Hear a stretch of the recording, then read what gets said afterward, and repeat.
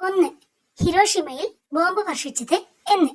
ഉത്തരം 1945 ആഗസ്റ്റ് 6.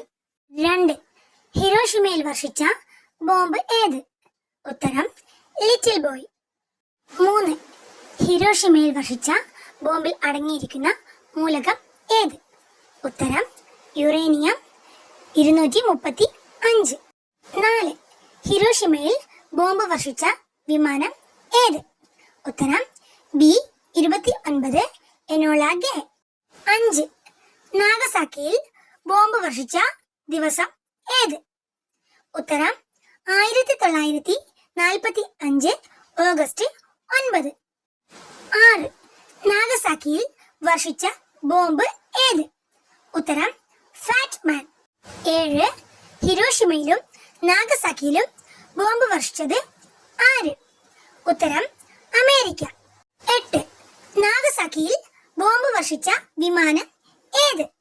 ഉത്തരം ബോക്സ്കാർ. 9. ആയുധമായി ഉപയോഗിച്ച ആദ്യ അണുബോംബ് ഏത്? ഉത്തരം ലിറ്റിൽ ബോയ്.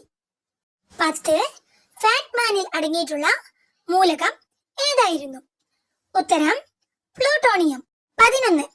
ആറ്റം ബോംബ് വികസിപ്പിച്ച അമേരിക്കൻ രഹസ്യ പദ്ധതി ഏത്? ഉത്തരം മാൻഹാട്ടൻ പ്രോജക്ട്. 12. ആറ്റം ബോംബിന്റെ പിതാവ് എന്ന് അറിയപ്പെടുന്നത് ആര്?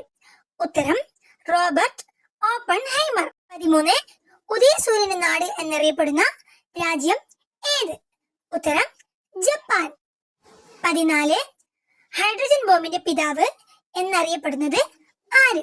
ഉത്തരം എഡ്വേർഡ് ടെല്ലർ. 15. ഹിരോഷിമ എന്ന വാക്കിന്റെ അർത്ഥം എന്ത്? ഉത്തരം വിശാലമായ ദ്വീപ്. 16. രണ്ടാം ലോക മഹായുദ്ധത്തിൽ അവസാനം കീഴടങ്ങിയ രാജ്യം ഏത്? ഉത്തരം ജപ്പാൻ. 17. ലിറ്റിൽ ബോയുടെ ഭാരം, നീളം എന്നിവ എത്രയാണ്? ഉത്തരം 3 മീറ്റർ നീളവും 4400 കിലോ ഭാരവും. 18. അന്താരാഷ്ട്ര ആണവായുധ നിർമ്മാർജ്ജന ദിനം എന്ന്? ഉത്തരം സെപ്റ്റംബർ 26. 19. രണ്ടാം ലോക മഹായുദ്ധത്തിന് ശേഷം സമാധാനത്തിനായി രൂപം കൊണ്ട സംഘടന ഏത്? ഉത്തരം UNO ഐക്യരാഷ്ട്ര സംഘടന.